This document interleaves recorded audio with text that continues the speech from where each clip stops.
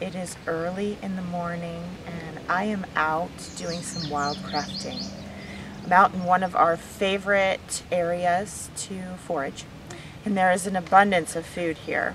Some things that we normally would get have been frozen out over this very vicious winter. We usually are getting catnip at this time, and we usually are getting mullein. As you can see right over my shoulder, there is an old mullein stalk from last year, so we know that seeds have been dropped, and maybe next year we'll see some mullein. Last year it was abundant, so we see some first year plants down here. Right here you see a basal rosette of a mullein plant, and next year that's going to send up a big cane. And then we do see some youngsters down here. If you look right over here, right here you've got some second years that are coming up now, and we're harvesting some of these, but not as many as we would have last year. As you can see, there's only about 3 of them here, so I wouldn't harvest all of those. I may take 1 and leave the other 2. You don't want to over harvest, because then you'll have, that's a biennial. You won't have anything left to drop seeds for the next year's crop, so you want to be careful about that. Where I'm standing is in the middle of a whole bunch of food. It is mulberry season, and mulberries are one of our favorites to come out here. This area is lined by mulberry trees. It is thick with them, and you can just eat until you're stuffed full of mulberries. We'll grab some of those on our way out, and I'm standing in the middle of raspberries. These we're going to give maybe almost another week. You'll see the leaves here. Ouch! And in here, all of this fruit is getting ready to ripen. So, as you can see, some of them are red and some of them are hard. The red ones are still, there's no give to them, so they aren't ripe. And we're going to watch them for another week, and then all up and down this trail is going to be full. When you forage, of course, you want to follow the rules. You want to harvest somewhere where you're allowed to. You don't want to go into a national park.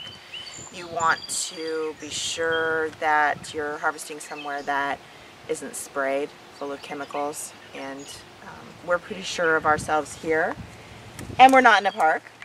So what I want to draw your attention to really is all of this elder. You look down here, most of what you see that's blooming in white is elder, and it's a big bloom year this year. In the past couple years when we've come here, we've seen some blooms, but nothing like this. I do want to show you one of the common mistakes when you're looking at elder. This right here is not elder. This is hemlock. This would be bad to harvest. When you're looking at the stem, it's smooth and it's purple spotted.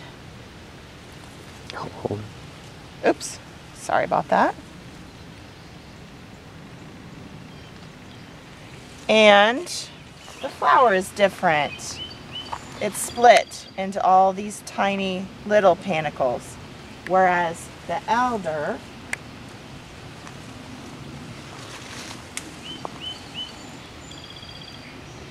is upright in one. See how this is all branched? And this is a large one.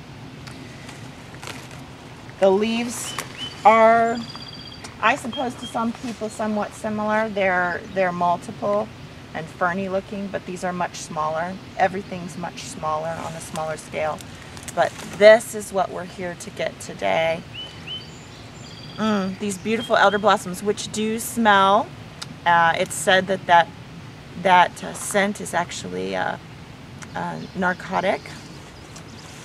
As I go through, I'm just going to pick here and there. I want to leave a lot of bloom. If you take all the bloom, then you're not going to be able to come back and get fruit. and we pick through this area in a sustainable way. We want to make sure that there's enough for everybody. We don't need to take more than we need, and we also want to make sure that there is enough for the birds to get fruit, enough for us to come back and get more from this plant without stressing it. So I'm going to come in here and I'm going to just take here and there.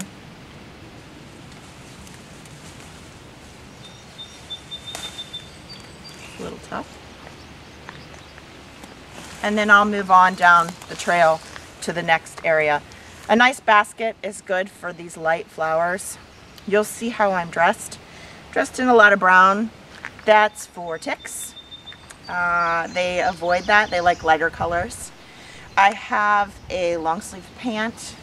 I have boots on. And I have a long sleeve shirt. One of the reasons why I'm out so early in the morning, just after the dew is off, and actually this morning we don't have any dew, but one of the reasons I'm out so early is that I need to dress so heavily. This is a light shirt, but nonetheless in 90-degree heat, any shirt like this is going to feel too hot. You want to make sure that you're not harvesting in the heat of the day, because you can overheat really easily when all of these things are available. I'm dressed like this because looking through here, and this will be the first time I will be able to immediately point it out, but if you look through here, this is generally as thick with poison ivy as it is with anything that we want to harvest. So one of your best defenses is to dress and protect your skin from coming into contact. When I get back home, I will strip off these clothes and try to touch them with a minimum. They will go right into the wash, and I will go right into the wash myself. So I'm avoiding ticks, I'm avoiding poison ivy. All of these things are very important to watch out for. So we're picking up some mullein today. We're going to take home some mulberries. We're going to take home some of these beautiful elder blossoms. And I want to show you some of our harvesting tricks. Beyond your dress, you also want to have harvesting equipment. So I bring a nice basket for any kind of bloom that I want. And when I'm harvesting leaves or bark or anything like that, I use old sheets. I love an old sheet for this purpose, because if I'm just hiking into an area to get maybe nettles, all I'm walking in with is a sheet. It's light, it packs well, it's easy to carry under my arm. I don't have a big bulky carrier with me. I'm able to package up my harvesting knives, and I have two different kinds here. And then when we have a load of leaf in here, I should say the reason why I like sheets for this, I wouldn't want to put my flowers in. They're too delicate and they need a lot more air. They're going to break down much faster. A sheet breathes, it's not super hot. So I can put these leaves in here. I can gather up the edges. Imagine that this is full of leaves. And then I can just throw it over my shoulder, and I can hike back out of wherever I am. I've got a heavy pack on my back, but it's light, it shapes just to the leaves, it allows them to breathe, and I can get back through all of the brush and deep leaves that I'm wading through. This is Dawn Combs, the prescription gardener for Hobby Farms. Happy foraging.